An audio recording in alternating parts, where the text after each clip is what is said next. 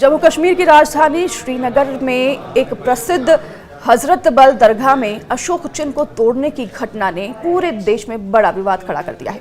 दरगाह में हाल ही में हुए नवीनीकरण और सौंदर्यीकरण के दौरान लगाए गए बोर्ड पर राष्ट्रीय प्रतीक अशोक स्तंभ की आकृति उकेरी गई। कुछ लोगों ने इसे इस्लामी धार्मिक मान्यताओं के खिलाफ बताते हुए पत्थरों से अशोक चिन्ह को तोड़ डाला। उनका कहना था कि धार्मिक स्तर पर किसी भी तरह की मूर्ति या फिर आकृति इस्लामी सिद्धांतों के खिलाफ है। इस घटना के बाद राजनीतिक आरोप प्रत्यारोप भी शुरू हो गए हैं। बीजेपी नेता जहां इसे राष्ट्रीय प्रतीकों का अपमान बताते हुए दोषियों को सख्त सजा देने की मांग कर रहे हैं, तो वहीं उमर अब्दुल्ला और महबूबा मुफ्ती उनका बचाव करते हुए दरगाह परिसर में अशोक चिन्ह की आकृति बनाए जाने पर सवाल उठा रहे हैं। पुलिस ने इस संबंध में धारा 300, 352, 191(2), 324(4), 196, 61(2) और बीएनएस धारा 2 वहीं PINH अधिनियम 1971 के तहत मामला दर्ज कर लिया है। इस मामले में अब तक 20 से अधिक लोगों को हिरासत में लिया गया है, तो वहीं कुछ और लोगों से भी पूछताछ चल रही है। अशोक चिन्ह को नुकसान पर कितनी सजाएं नहीं मिलेगी बताते हैं आपको। देखिए, हालांकि अब ये बड़ा सवाल है कि जिन्होंने अशोक चिन्ह तोड़ा है उन्हें कितनी सजा मिल सकती है।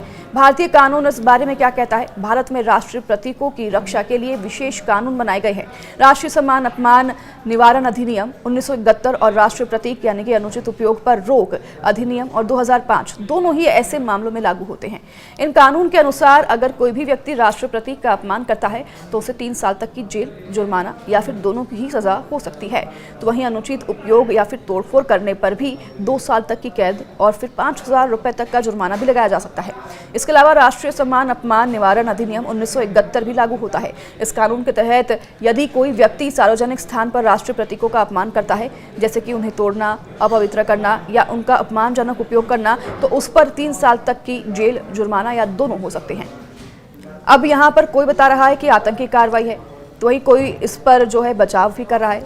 तो इस पूरे मामले पर वक्फ बोर्ड की अध्यक्ष और बीजेपी नेता दक्षा अंदाबी ने इसे न केवल संविधान और राष्ट्रीय प्रतीक पर हमला बताया, बल्कि आतंकी कार्रवाई तक करार दिया है। उन्होंने केंद्र सरकार से कड़ी कार्रवाई की मांग की है। तो वहीं दूसरी ओर नेशनल कॉन्फ्रेंस और PDP ने वक्फ बोर्ड पर आरोप लगाया कि उन्होंने बिना संवेदनशीलता दिखाए धार्मिक स्थल पर सरकारी प्रतीक लगाकर लोगों की धार्मिक भावनाओं को भड़काया।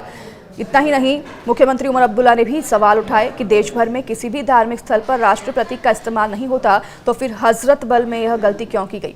कानूनी विशेषज्ञों का कहना है कि हजरत बल दरगाह की घटना में आरोपियों पर कठोर धाराओं के तहत मुकदमा चलाया जा सकता है, क्योंकि यह न केवल सार्वजनिक संपत्ति को नुकसान पहुंचाने का मामला है, बल्कि राष्ट्रीय प्रतीक का भी अपमान है।